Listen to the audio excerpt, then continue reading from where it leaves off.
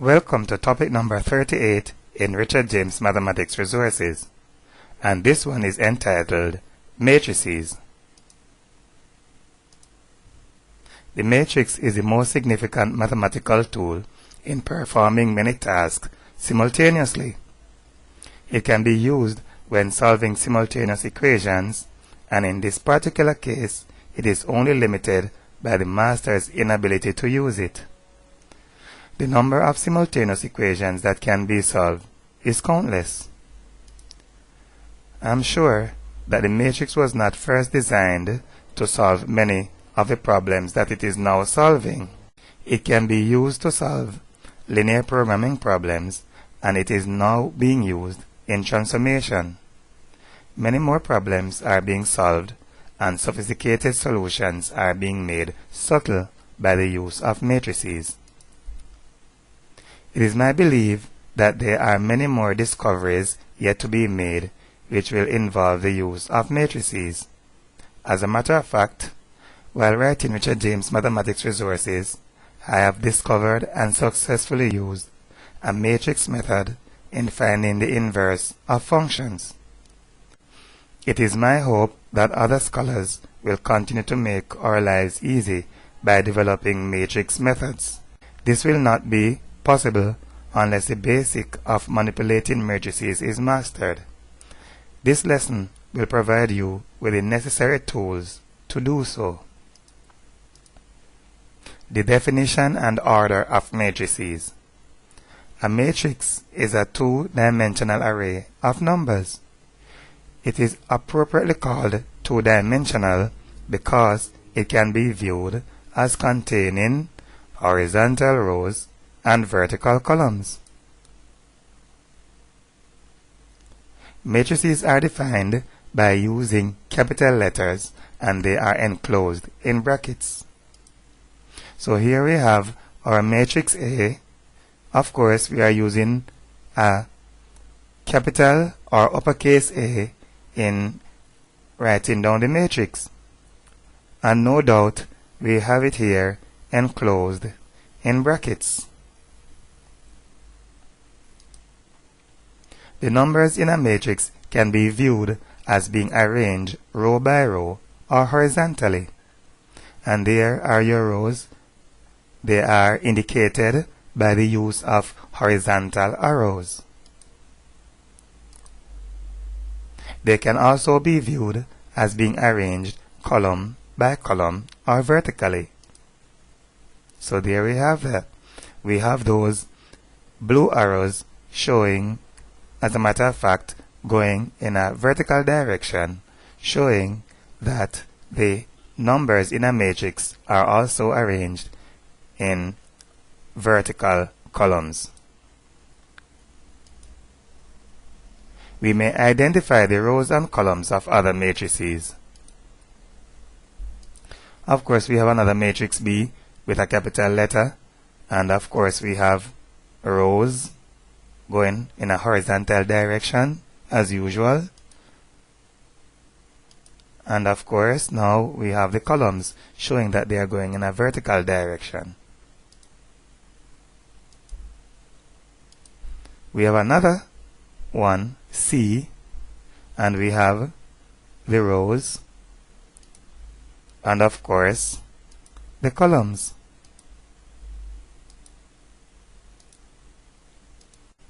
Take note that the names of all the matrices are written with capital letters and that they are enclosed in brackets.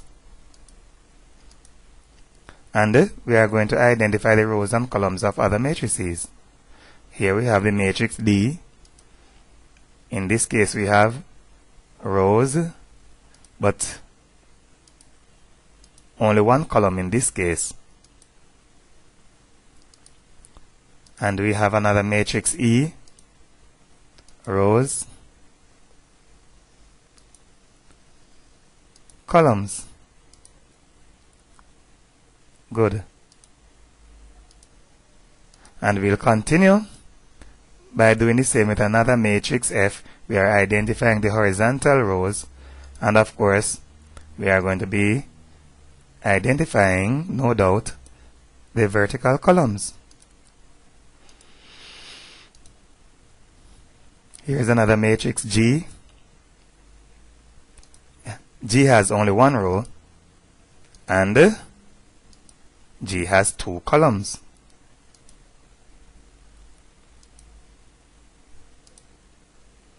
And we are making our statement here again. Take note that the names of all the matrices are written with capital letters and that they are all enclosed in brackets.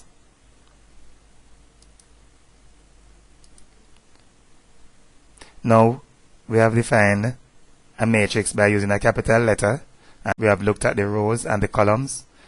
We are going to look at the order of a matrix, and the order of a matrix is written in the form m by n. It looks like m multiplied by n, but when we are talking about the order of matrices, we say m by n. This means that the number of rows of the matrix is m and the number of columns is n. So here we have our first matrix and we are looking at the number of rows. Good. Very useful that we have the arrows showing the rows here and we are numbering the rows there. And we have how many of them? 2. And we are going to do the same with the columns. We have the arrows showing the vertical columns and we are showing the number of them, 2 also. The matrix is of the order and we have it right here, but it is pronounced 2 by 2. And here we have another one and we are looking at the number of rows. How many rows? The rows are shown by the horizontal arrows, and as soon as the arrows take their places, we see that the arrows are given numbers showing that we have 3 of them in this particular case. And we'll do the same for the columns. How many? Right. Those arrows are also accompanied by the numbers that, as a matter of fact, are playing the roles of counters, showing you the number of rows and also, in this particular case, the number of columns. The matrix is of the order 3 by 2. Here we have another one. This one has how many rows? 2 rows. And how many columns? We can count them, but of course this technology is also counting them for us. So we have 4 columns. The matrix is of the order 2 by 4 and it is pronounced 2 by 4. We have some more. Well, by the time we are through with this exercise, anywhere in the world we see a matrix, we'll be able to write down its order. So we have 3 rows. Number of columns? Well, we have only 1 column and it is indicated there. The matrix is of the order 3 by 1 and that is how it's pronounced. Remember that this does not mean 3 multiplied by 1, but it means 3 by 1. Here we have another one, and no doubt our sophisticated technology will indicate the number of rows and count them also at the same time. 1, 2, 3, 4. And will indicate the number of columns and count them at the same time. 1, 2, 3. So that one is of the order 4 by 3. And we have more. That one, we have 2 rows and a number of columns, all of 2, 3, 4. So the matrix is of the order 2 by 4. More. Well, I hope that this is the last one. We have how many rows? 1 row. How many columns? 2 columns. Well, the matrix is of the order 1 by 2. Right, and we are into another subtopic. This one is called the transpose of a matrix. The transpose of a matrix A is expressed as A looks like A to the power of T, but it is read A transposed. It is a matrix that results from changing the rows of A to columns and the columns to rows. In forming the transpose of a matrix, it is only necessary to change the rows to columns, or to change the columns to rows, as a change in one will automatically cause a change in the other. So our transpose is formed by changing rows to columns and columns to rows. But if we just change one, like the rows to columns, as we'll see in a short while, then that will result in a change in the other. So let us transpose the following matrices. So we are transposing the first one. The first row becomes the first column.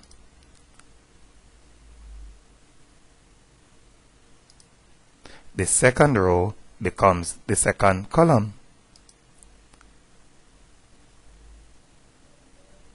That's all there is to it. And if we look, we may see that the first column becomes the first row. Let's see if that is true. This is our first column, 3, 6, 3, 6, and see, it becomes our first row. No problem. The first row becomes the first column.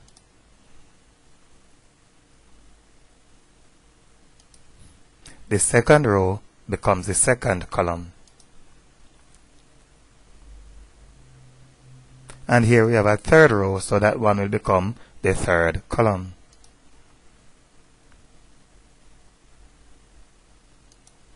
Very good.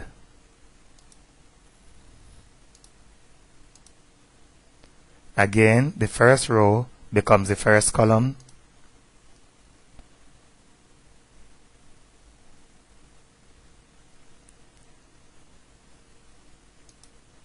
The second row becomes the second column.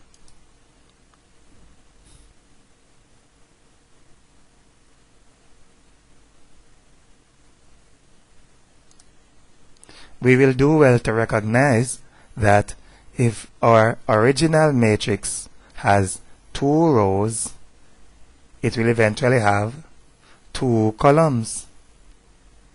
And if our original has 4 columns, then we'll end up with 4 rows. The first row becomes the first column. We only have a single element in that row. And the second row becomes the second column. The third row becomes the third column.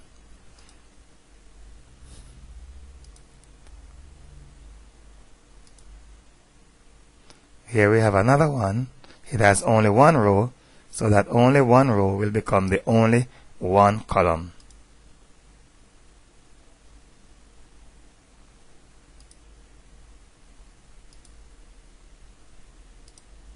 More.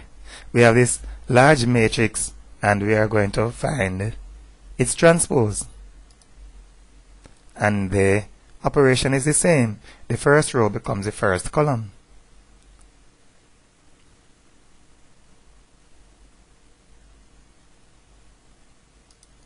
The second row becomes the second column.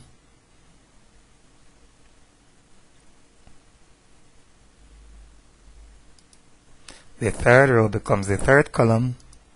And probably this is the only one that has a 4th row.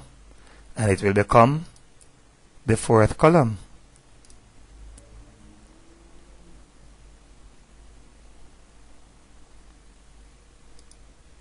There we go. That's all there is to it. The first row becomes the first column.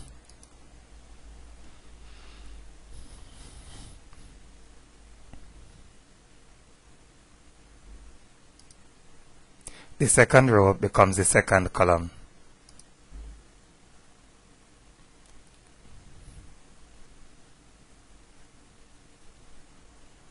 Well, somebody might be just saying, come on, Richard James Mathematics Resources, we get it by now. Students should be aware that in transposing a matrix, the numbers that represent the order of the matrix will change position also.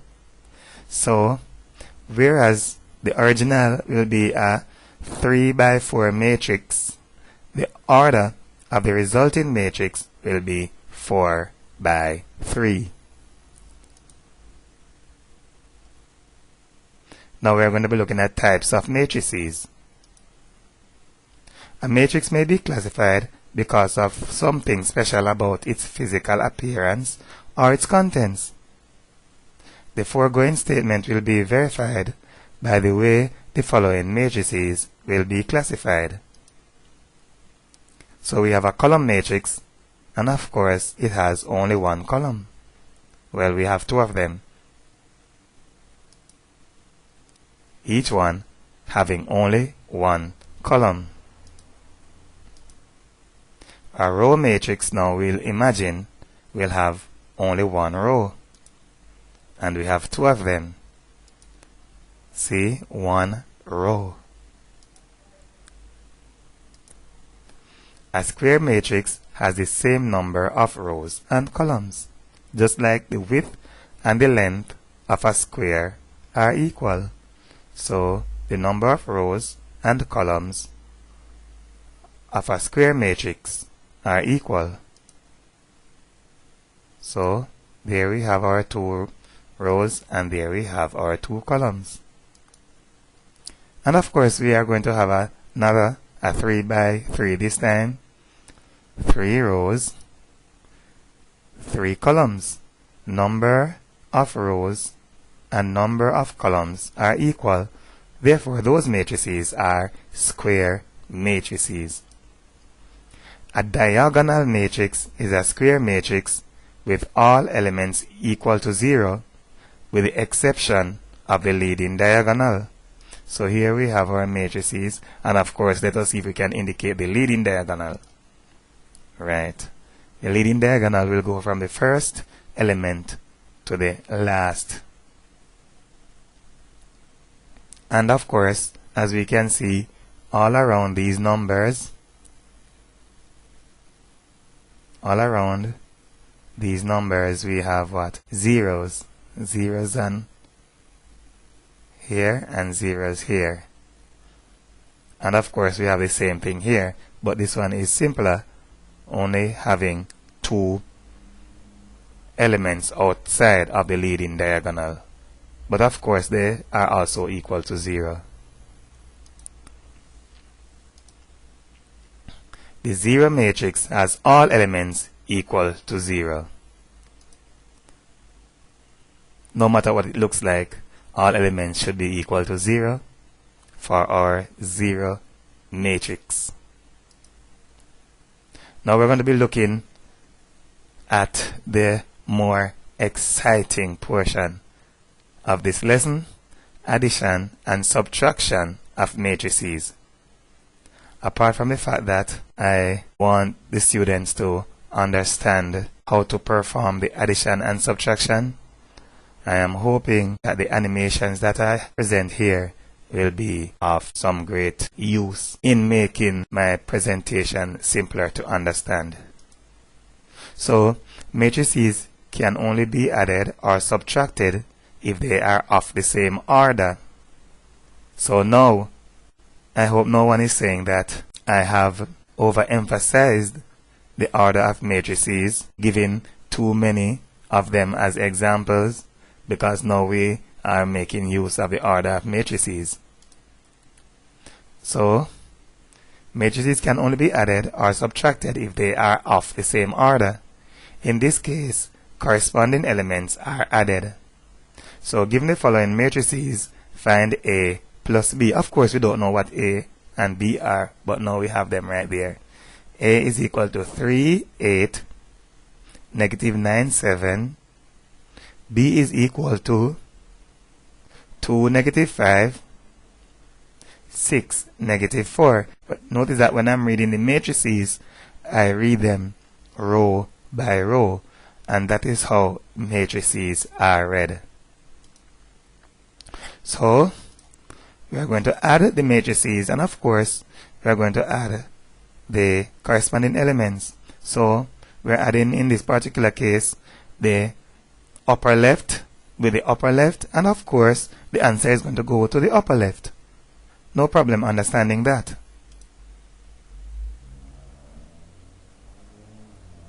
Next, upper right with upper right, and the answer of course goes to the upper right.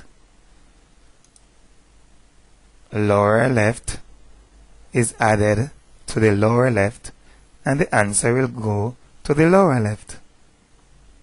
And that is very simple. And we are going to do that with the lower right also. And I need not say that the simplified version will give the result of the upper left in the upper left, and the convention is always going to be continued to the end.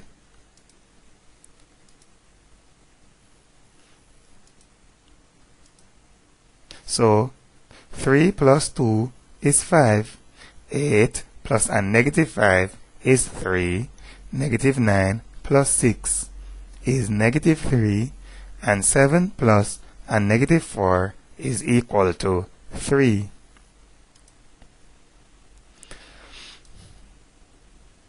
Of course, this is a reminder that we can only add or subtract matrices if they are of the same order. And this time we have the same matrices, but we are going to find A minus B. So let us subtract, and of course the convention continues. 3 minus 2. And of course we're going to take the upper right, and the answer goes to the upper right. And of course we are using the lower left, and the answer will go to the lower left. And the convention continues. And no problem, 3 minus 2 is equal to 1. 8 minus a negative 5, that's 13. Negative 9 minus 6, that's negative 15. And 7 minus a negative 4, that is positive 11, with or without the sign.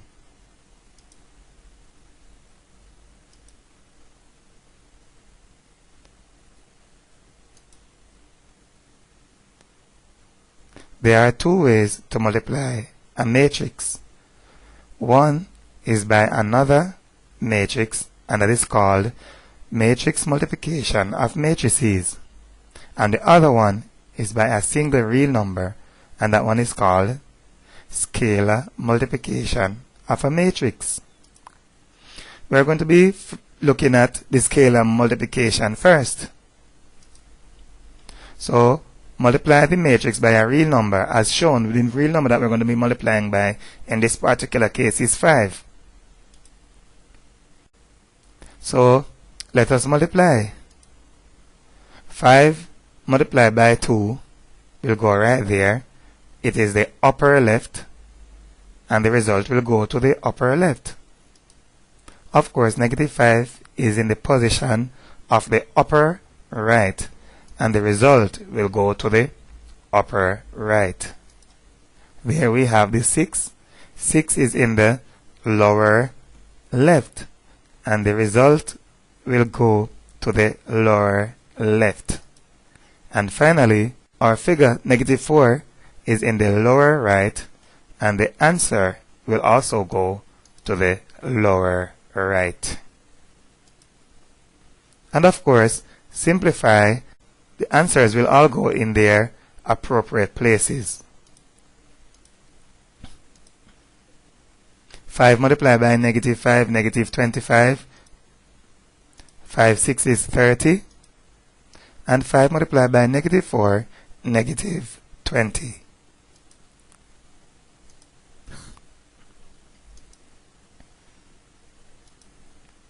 Here we go now. There are two ways to multiply a matrix. One is by another matrix, and of course that's matrix multiplication, and we have scalar multiplication, and we are going to be looking at another example of scalar multiplication.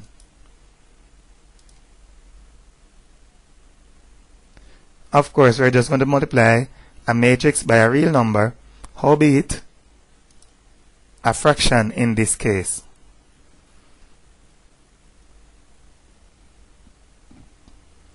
The convention continues. 3 over 2 multiplied by 2, that will go right there. Of course, the 2 is in the position of the upper left, so the answer will go in the position of the upper left.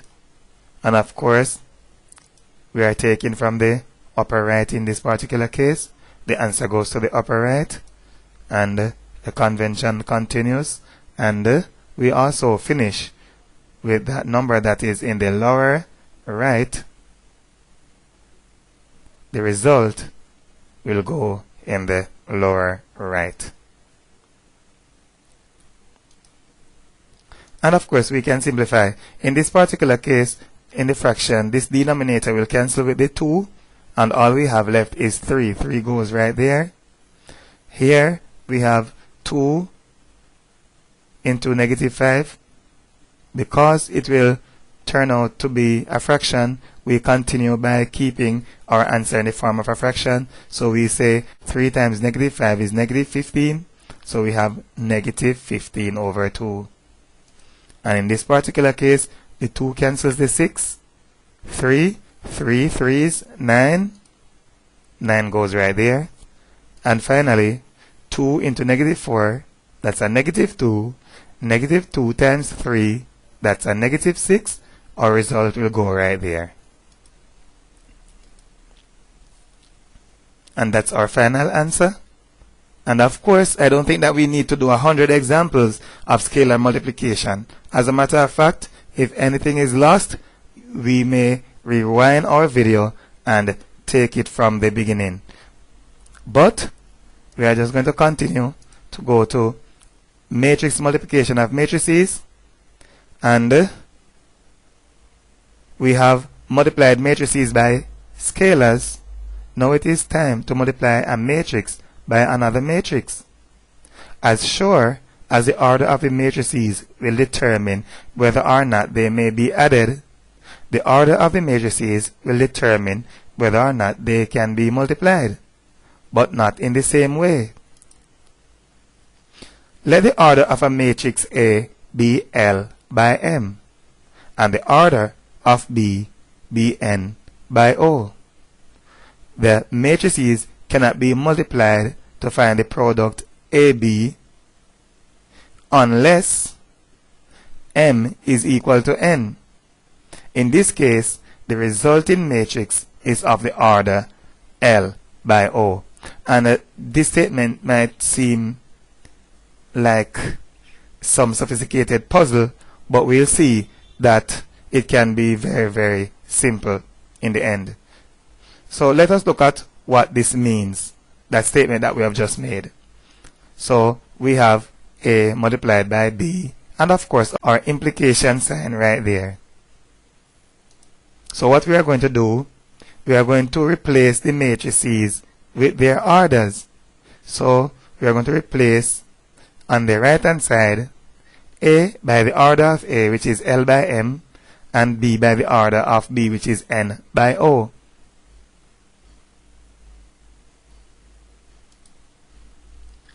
So multiplication is not feasible unless the two middle numbers are equal. They are your two middle numbers, and multiplication will not work unless they are equal. So in the event that they are equal, the order of the resulting matrix will be comprised of the two numbers at the end, which is L by O.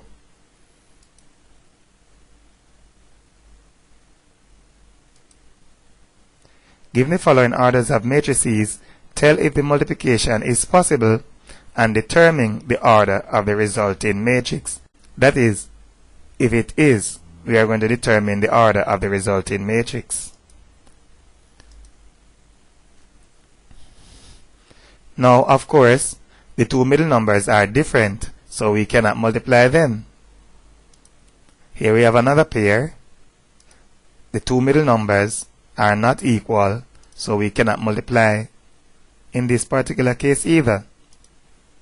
In this case, they are equal, and the order of the resulting matrix will be comprised of the two n numbers, so the resulting matrix will be 6 by 7. We have 5 by 5, 6 by 6. Those two numbers in the middle are not equal. So the two middle numbers are different, so we cannot multiply. Here we have another pair, but the middle numbers are different, so we cannot multiply. What about this one? In this case, the two middle numbers are equal, we can multiply, and the order of the resulting matrix will be 1 by 3. There we go. In this case, they are equal, and the order of the resulting matrix will be the two n numbers, and that will be what? 8 by 8. Yes, another one in which they are equal. The order of the resulting matrix is 2 by 7.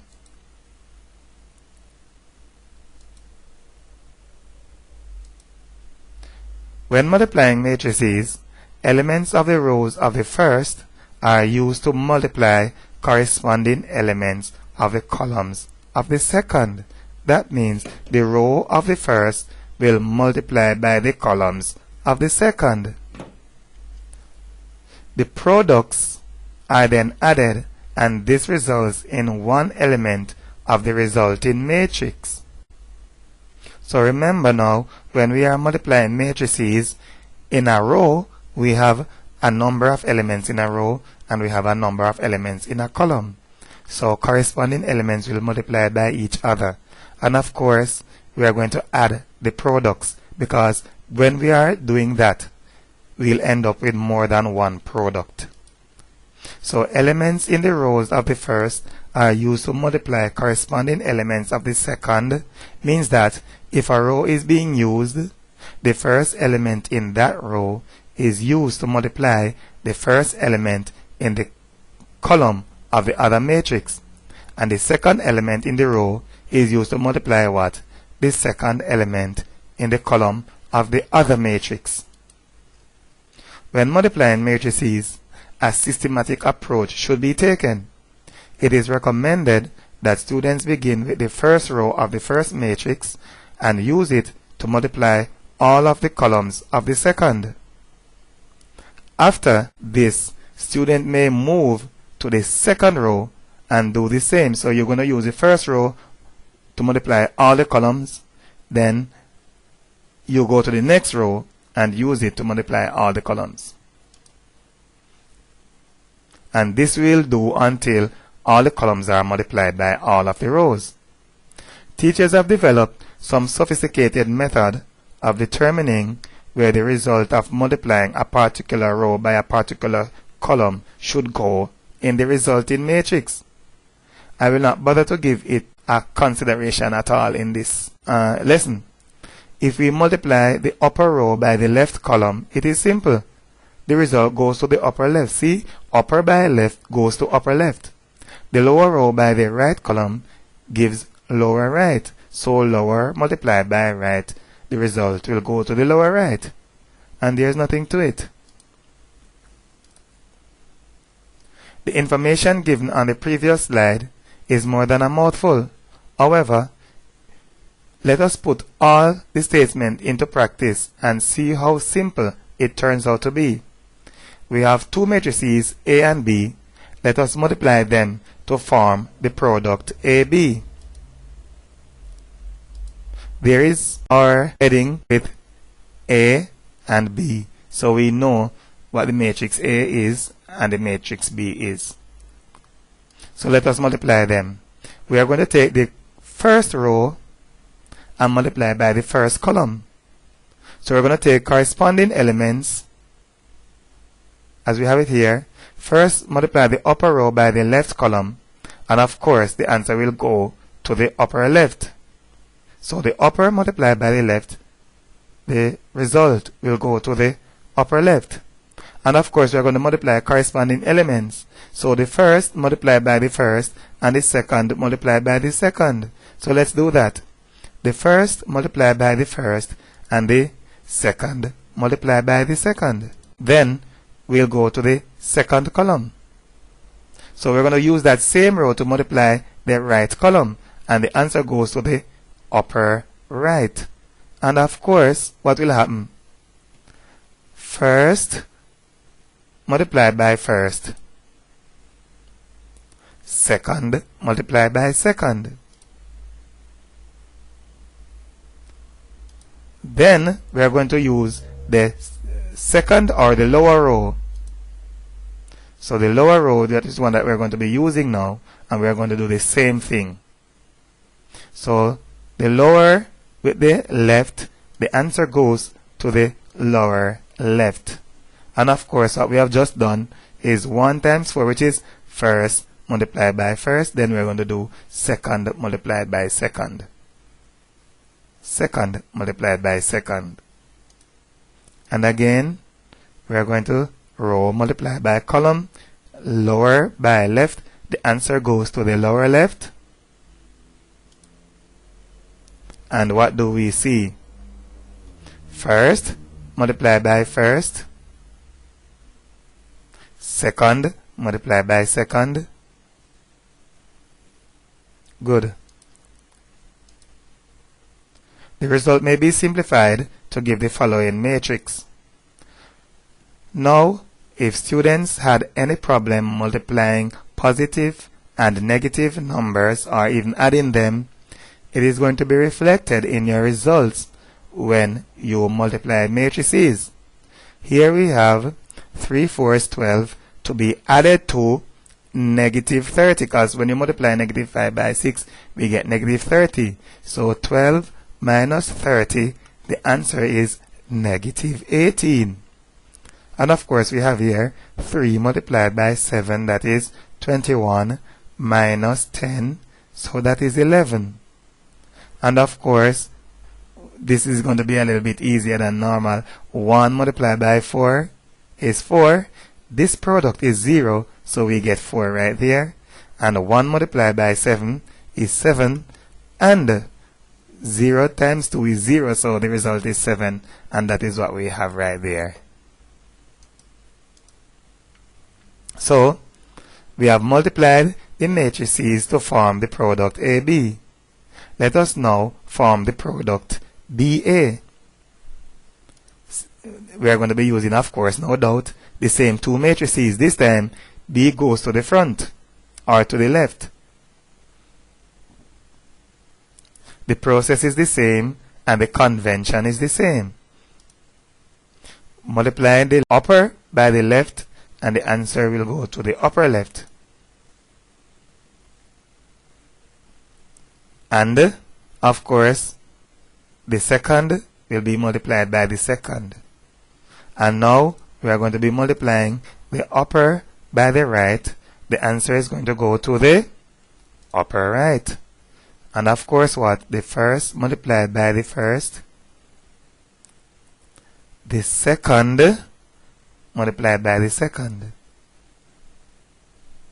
And then what do we do?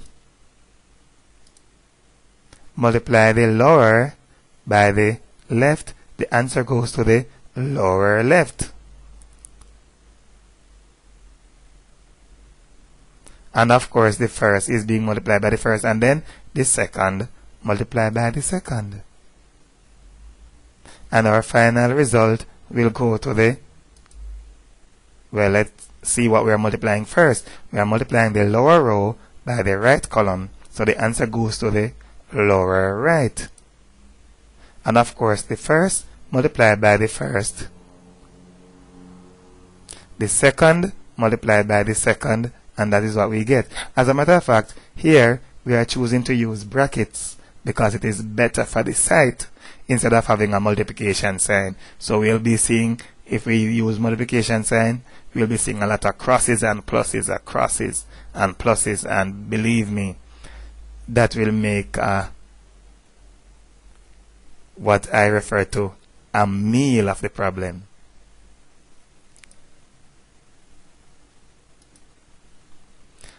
And of course, we may simplify the result right there. 4, 3 is 12. 7 multiplied by 1 is 7. So 12 plus 7 is 19, goes right there. 4 multiplied by negative 5, negative 20. 0 here because of the 7 times 0. So we are sure that negative 20 goes there.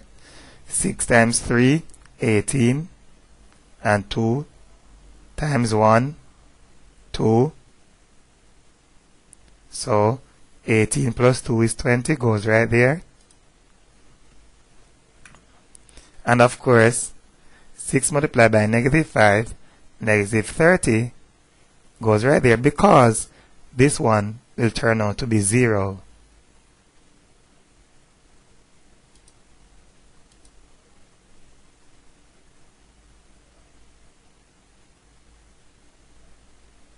So we are still with the multiplication of matrices. Let us take a look at the matrices AB and BA. So that is your AB, that's your matrix BA. You probably will not remember them from the slide, but I've brought them right here so we can have a look at them. Take note that the resulting matrices AB is not equal to BA. Because of this, we may conclude that the multiplication of matrices is not commutative.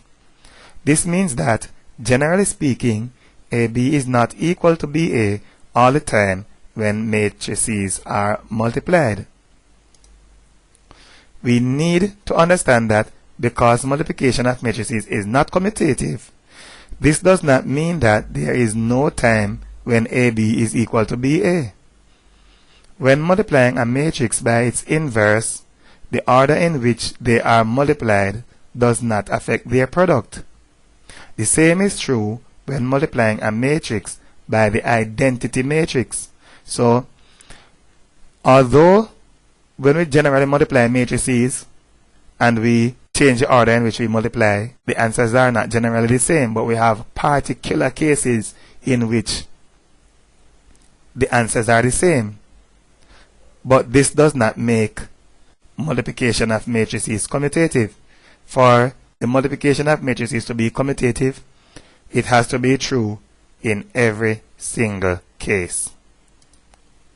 The special cases just mentioned are not sufficient to make matrix multiplication commutative, as commutativity requires that the result is true in every single case.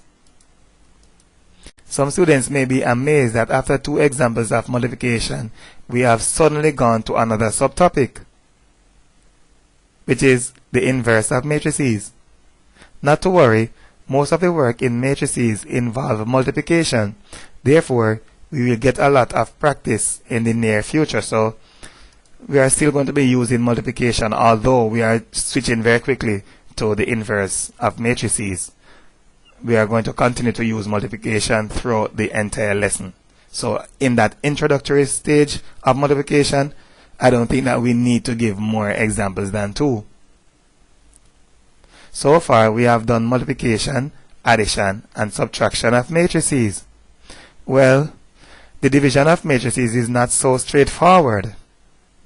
The division of matrices is achieved by multiplying by the inverse of the divisor. Given the general matrix, of course, I'm just going to be introducing the features of the inverse of the matrix. So if that is your matrix, its determinant is given by AD minus BC. And of course, that means we are going to be just multiplying A by D, then we subtract the product of C times D, or we may say C times B. Its adjoint is given by, in this case, what do we realize? Not very easy to see on this slide. A and D exchange places here, but it is easier to see that the signs of the B and the C would have changed here. But in the subsequent slides, we'll get a more graphic view of the determinant and the adjoint of the matrix, and consequently the inverse of the matrix also. So the inverse of the matrix is given by 1 over the determinant multiplied by the adjoint. Hope that you can identify that this is the adjoint. So it is 1 over the determinant multiplied by the adjoint. The inverse of the matrix may also be written as 1 over, of course, this is the determinant. We'll say spelt out by writing it as what we have here. The determinant of A is AD minus BC. So we have 1 over AD minus BC, and of course, this is our adjoint. So we'll take a more detailed look at how the inverse of a 2 by 2 matrix is formed. First, find the adjoint of the matrix. So remember our A, B, C, D matrix? And now we are going to be looking at how the adjoint is formed. It is formed by the members of the leading diagonal exchanging places. That's your leading diagonal, and those will exchange places. Change the signs of the numbers in the subordinate diagonal. That's your subordinate diagonal. And of course, the elements in that diagonal, the signs will change.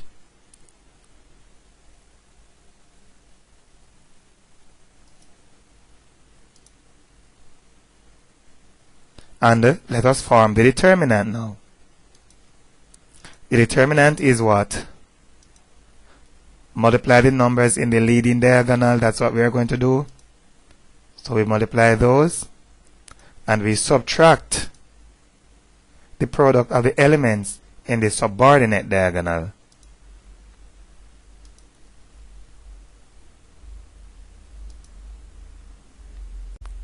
So find the inverse of the matrix A. And where is that matrix A? Let's see if we can find it. Right. So first, find the determinant of the matrix A. Of course, how do we do that? Multiply the numbers in the leading diagonal. 4 multiplied by 3 goes there. Then subtract the product of the elements in the subordinate diagonal.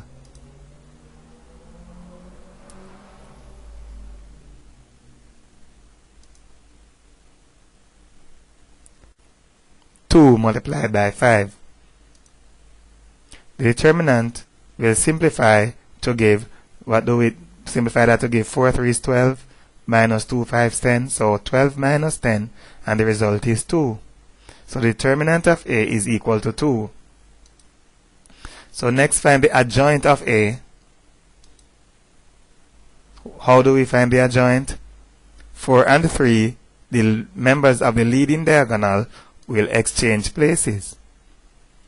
And of course, the signs of 5 and 2, the elements in the subordinate diagonal, those signs will change.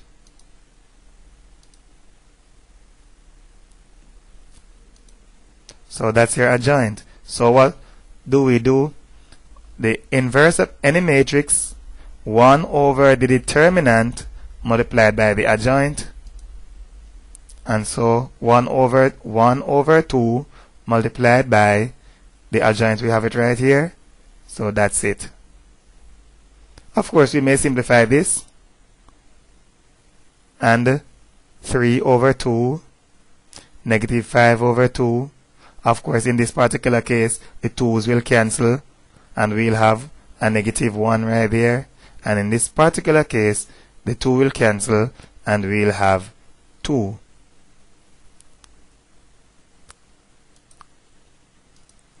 And now we are going to find the inverse of the matrix B.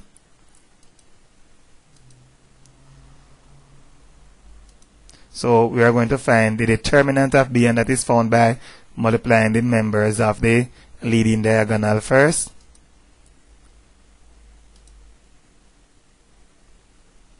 And we are going to subtract the product of the elements that are in the subordinate diagonal.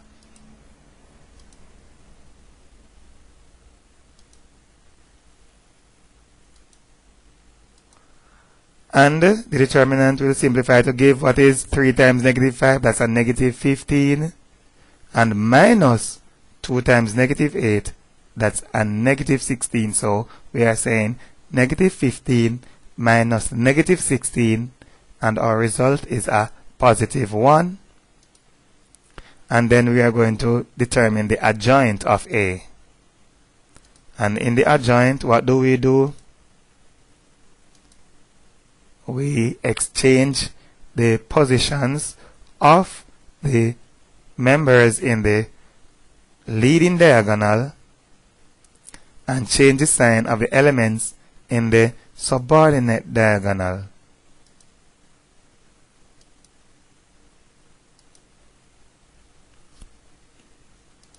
Right. And of course, we have what? The inverse of B is 1 over the determinant of B multiplied by the adjoint of B. Yes, 1 over 1. That's easy. 1 over 1 is 1. And 1 is going to be multiplied by everything inside here. And the inverse of B is going to be the result of everything that we have inside there.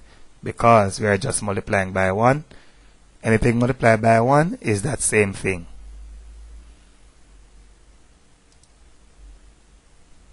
So we are looking at now the product of a matrix and its inverse. If we multiply a matrix by its inverse, what will the result be? When a matrix is multiplied by its inverse, it gives an interesting result. Let us see what it is. So there is B and there is B inverse. And we are going to multiply them in our usual way. Do not forget, upper row by left column, the answer goes to the upper left. And don't forget that first multiply by first, second multiply by second. And of course, we're going to be using the other column. And is the upper multiplied by the right, the answer goes to the upper right. And of course, first multiply by first, second multiply by second.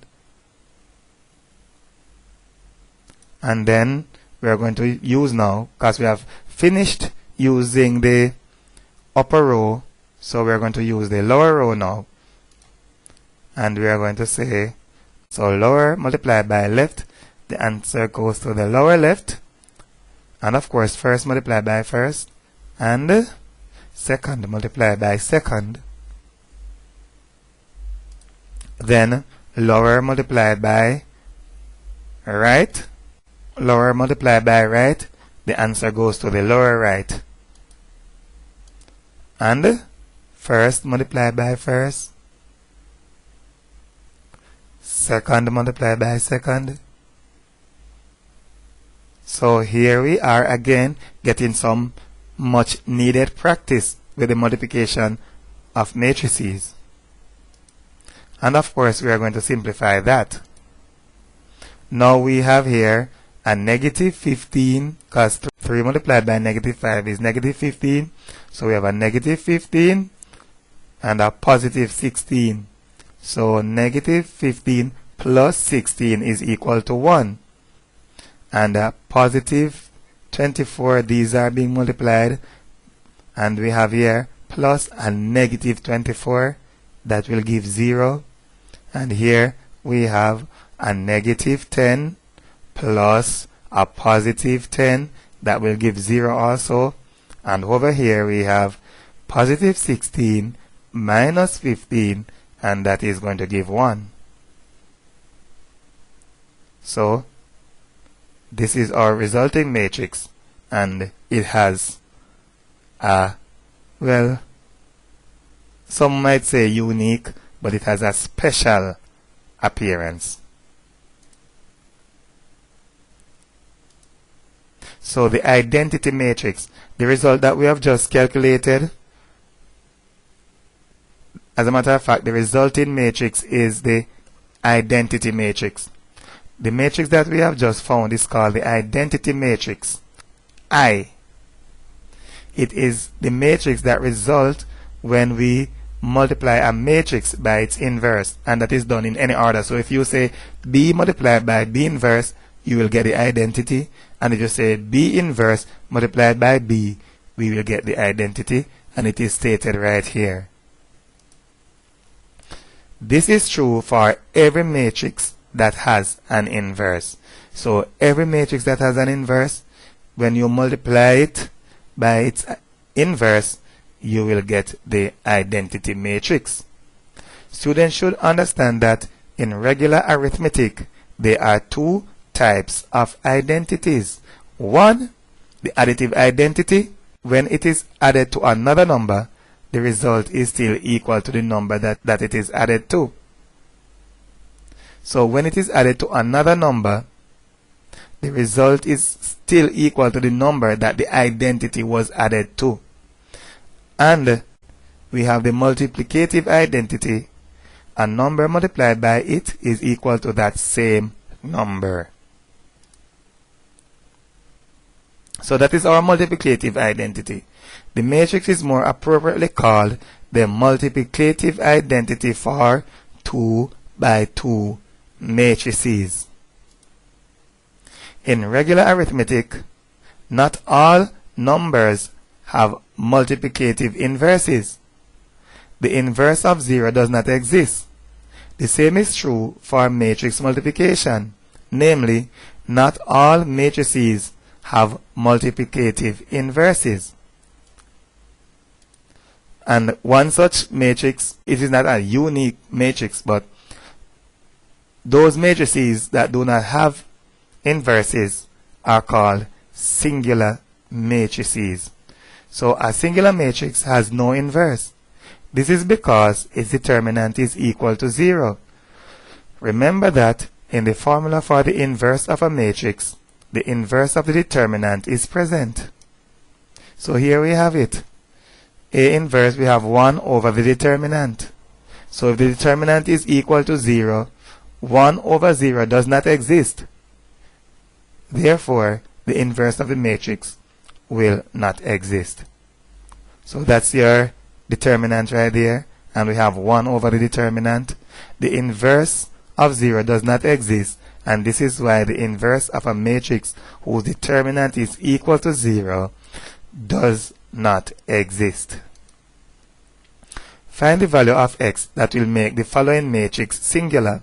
Of course, if the matrix is singular, its determinant is equal to 0.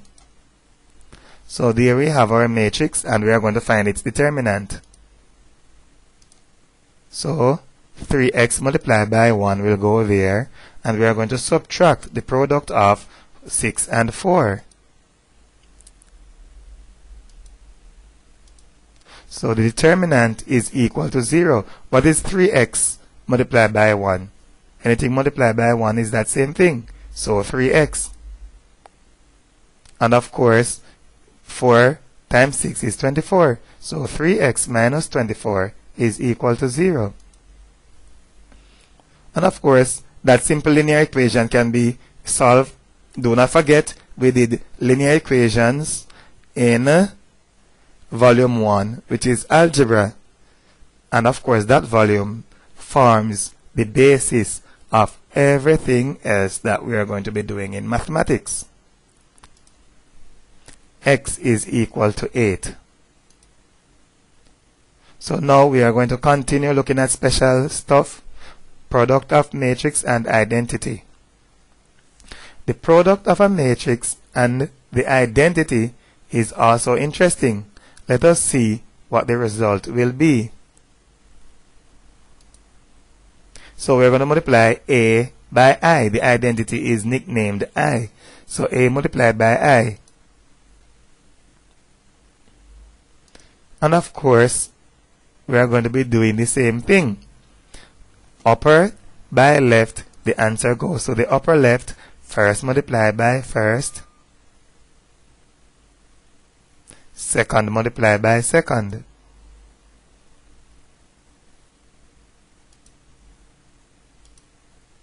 The upper multiplied by the right, the answer goes to the upper right. And of course, first multiplied by first. Second multiplied by second. And what will happen? The lower by the left. The answer goes to the lower left. First multiplied by first. Second multiplied by second. And the rest follows directly as we have done time and time again.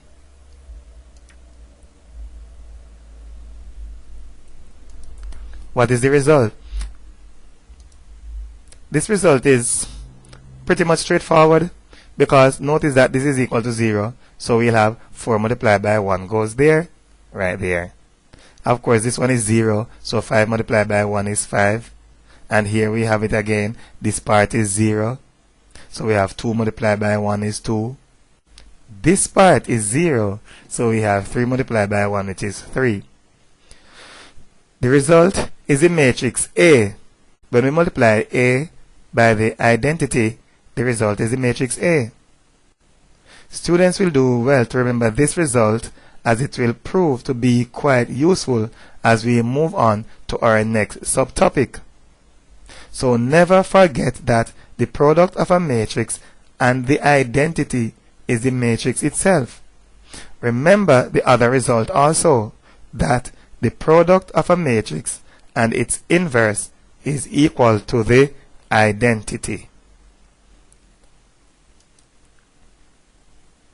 Now we have a very nice topic.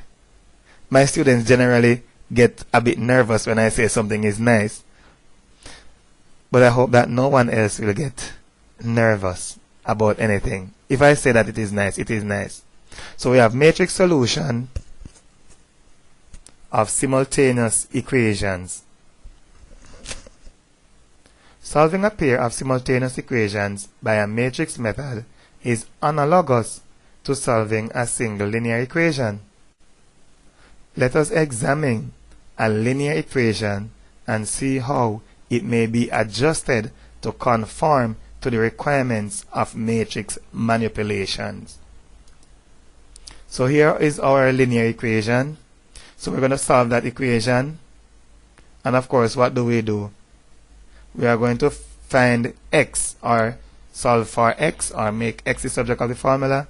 So we are going to divide both sides by a.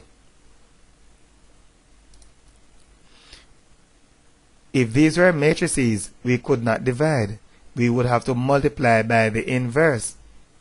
Also, in regular arithmetic, the reciprocal of a is equal to a to the power of -1. But if we are dealing with matrices, we are going to say a inverse. So there is another aspect of the analogy.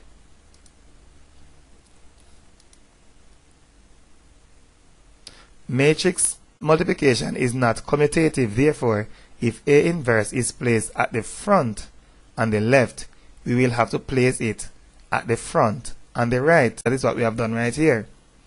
So we have placed the A inverse at the front, or on both sides. We have it located right there and there. A good question may be, why couldn't A inverse be placed then at the back on both sides? Do not forget that the order of the matrices will determine if the product is possible. The matrix X is of the order 2 by 1. Therefore, a 2 by 2 matrix should not be placed to its right in a product. multiplication would not be possible. And let's see why. Remember that if we say 2 by 1, then 2 by 2, remember that the two middle numbers will have to be equal for the multiplication to be possible. In this case, if you put the 1 here, 2 by 1 first, then put 2 by 2 next, the multiplication of the matrices would not be possible. So we have to be careful in a product which one goes to the left. Or we could say the relative positions of the two matrices. And as stated before, if the 2 by 1 were placed to the left, it would not be possible. What about if we put it to the right? Then if we put it to the right, we'll have a 2 here, and it will coincide with these two. They are equal, and it's possible, and that is why we have it right there. At this stage, it would be good if we will recall that the product of a matrix and its inverse results in the identity. So that is the inverse of A being multiplied by A, and the result is the identity. And of course, it will even be better if we can also recall that the product of a matrix and the identity results in the matrix itself. In the end, the matrix X may be found by multiplying the matrix B by the inverse of A. And that is what is said right here. Of course, we have the inverse multiplied by the matrix, and that's the identity, and the identity multiplied by the matrix X will give the matrix X. So the right hand side, in order to determine what the value of the matrix X will be, we need to multiply A inverse by B. So given the following system of equations, this we are going to be using the matrix method to solve the system of equations, and of course it is good if we could remember these results. Inverse multiplied by the matrix gives the identity, and the identity by any matrix will give that matrix. The system may be written in matrix form by first writing the coefficients of the unknowns as the elements of a 2 by 2 matrix. So the coefficients of the unknowns, we have the unknowns here, x, y, of course x, y here. The coefficients will be written in a 2 by 2 matrix. And of course, do not forget that since this is not accompanied by any coefficient, the value of the coefficient is assumed to be 1.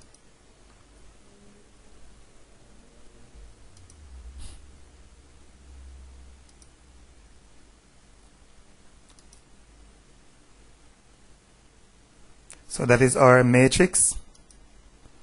This is then multiplied by x, y, and of course that is going to be what? A column matrix that has x and y, has the two elements.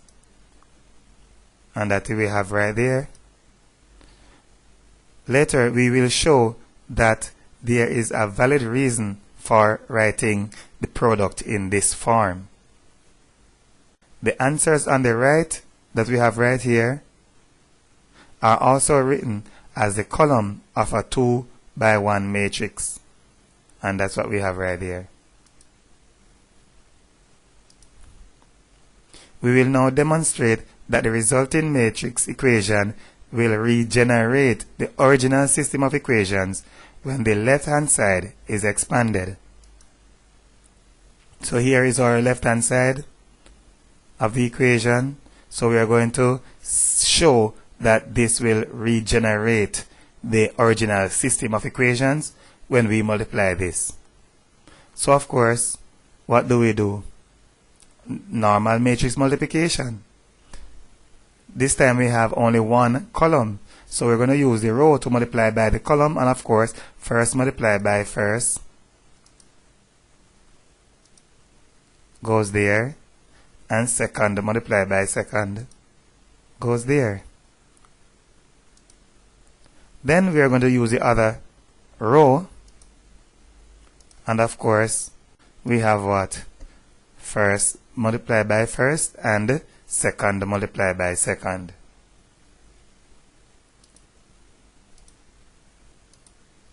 How can this be simplified? The result may be simplified to give the following matrix. Notice that 1 multiplied by x is x, 1 multiplied by y is y, and of course we have 3x there and 2y. So that's what we have right there. Equate the result to the right hand side of the original matrix. Remember that? Right, so that is equated to the right hand side. And of course, we can just equate the corresponding elements, and x plus y is equal to 3, and what? 3x plus 2y is equal to 7. And there we have our original system of equations. So let us now complete the solution of the system of equations. Our first step is to multiply both sides of the equation by the inverse of the matrix A. So that's our equation, same like what we have right there, but we are just giving it some space in order that the inverse may be placed there. So that's your inverse. Of course, remember what the inverse is equal to. 1 over the determinant multiplied by the adjoint. Right. And that is what we're going to have on the other side. But on the other side, the determinant is already simplified. And of course, the adjoint remains. Now, remember our two very important results. That what? We now have a matrix here being multiplied by the inverse. And if we multiply a matrix by the inverse, that will result in the identity. So, product of matrix and its inverse. And it is going to result in the identity. So, on the left hand side, we'll just have the identity to multiply x, y. And of course, do not forget that any matrix multiplied by the identity is equal to the matrix itself.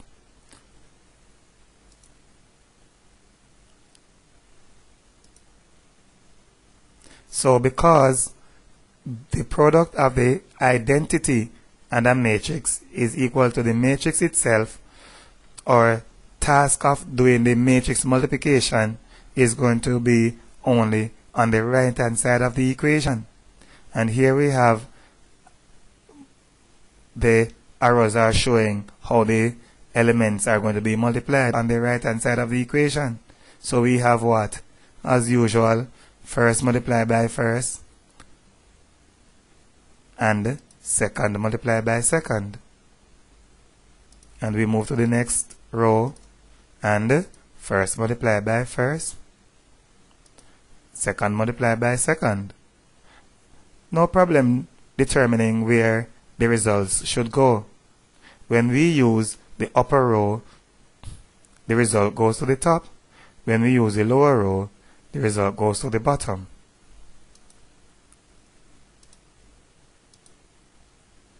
The left hand side will simplify to give the column matrix with x and y, and the right hand side is also simplified. Do not forget that when we multiply this identity by xy, we will get the result xy. Any matrix multiplied by the identity is the matrix itself. And of course, this is the simplification of the right hand side. And let us simplify that. 2, 3, 6 minus 7, and that's a negative 1. Negative 9 plus 7, that's a negative 2. Notice that we are not taking the fraction that we have here to multiply first. We are simplifying the matrix multiplication first, and then at the end we are going to be just using the fraction that we have outside here to multiply the elements inside. This might not be so hard because this turns out to be a negative 1. So multiplying by a negative 1 is not too much of a problem. However, when the fraction turns out to be as horrible as in the next example, we will do very well to leave it alone until the very last end. So let us simplify. No problem seeing 1 divided by negative 1. So that answer is negative 1. And what we are going to do with that negative 1? Scalar multiplication of matrices. So we're going to take that negative 1 to multiply inside there. So this negative 1 that it results here will multiply the elements that we have inside here. And of course, we are going to get negative 1 multiplied by 1 is 1. And negative 1 multiplied by negative 2 is 2. Therefore, our final result will be the solution of the system is x is equal to 1, y is equal to 2. So let us solve another system. And of course, what do? We write down the coefficients of the unknown as a 2 by 2 matrix. So let's see if we can do that.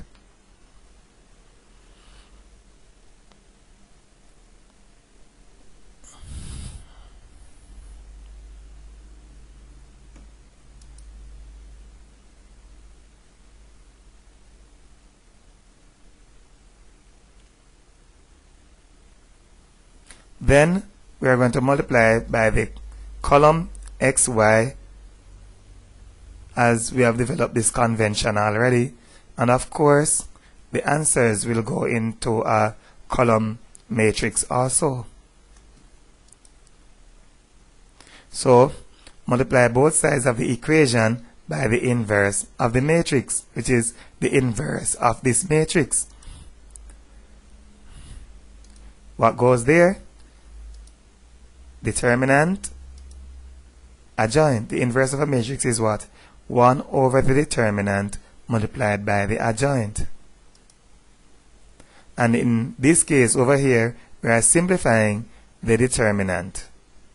And of course, this is 1 multiplied by negative 3. That's negative 3. And of course, we have 3 fours, 12. So negative 3 minus 12 is negative 15. And that we are not going to be using at all to multiply the adjoint of the matrix.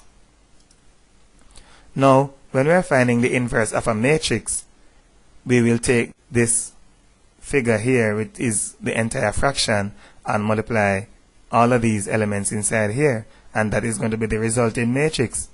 But do not forget that our goal is not just to find the inverse of the matrix, but to solve the system of equations.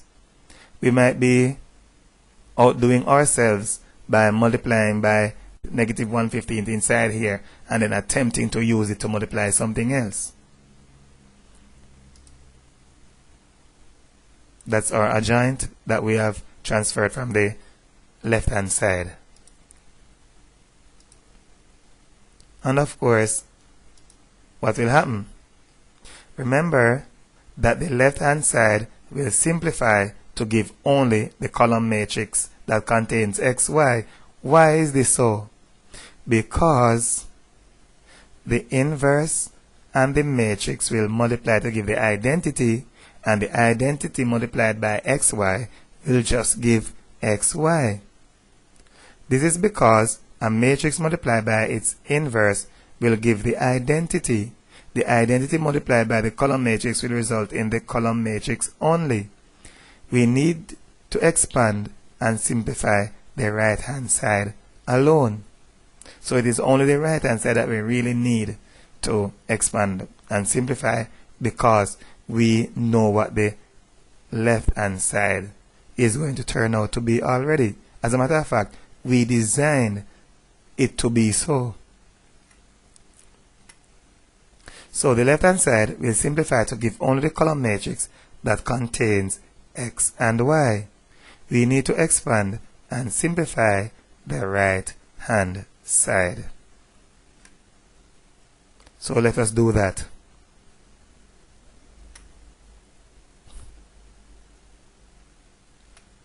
Of course, set up our matrix multiplication again.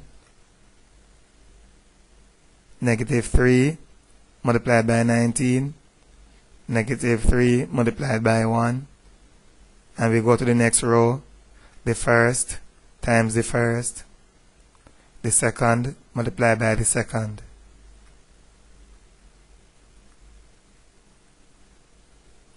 Do not multiply the fraction by any of the matrices until the final step. Students will spend the entire examination time solving one problem because of manipulating fractions throughout the entire equation. Sometimes they will get an incorrect answer because of the fraction fixing fatigue failure.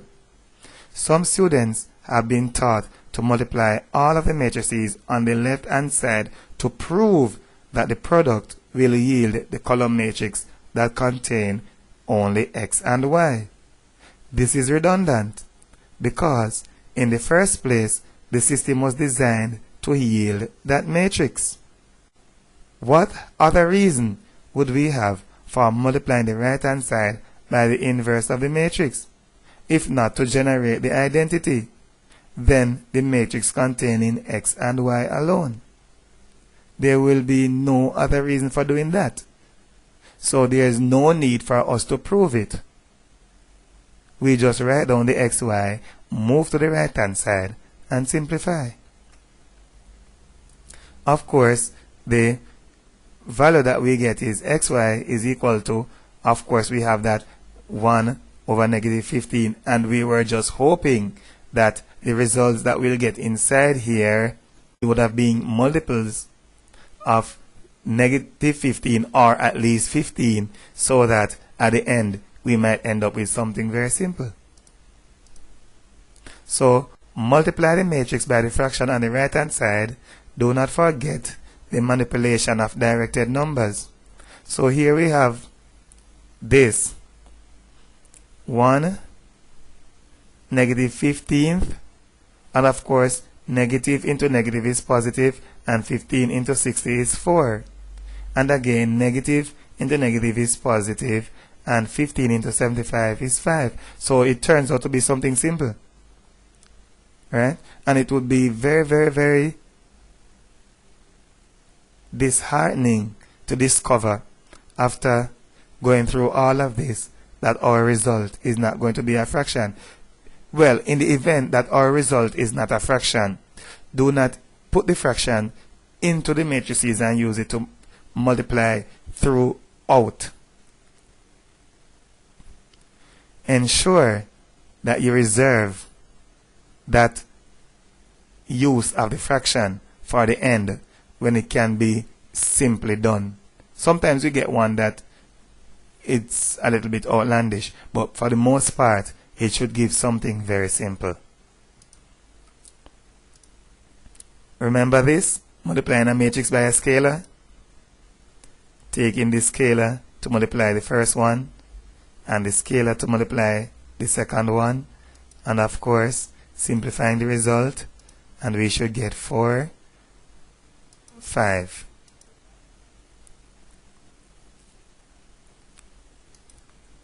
The solution of the equation is x is equal to 4, y is equal to 5. And this is the end of our lesson on the manipulation of matrices. I hope that you have enjoyed it as much as I enjoyed bringing it to you. Feel free to go over this lesson as many times as is necessary for you to understand the principles.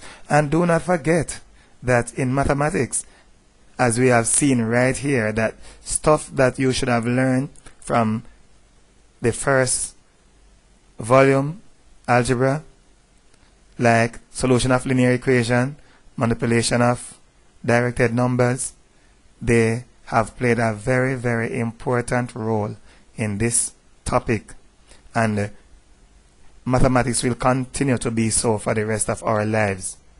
Those topics that are presented in volume 1 algebra must be learned and understood.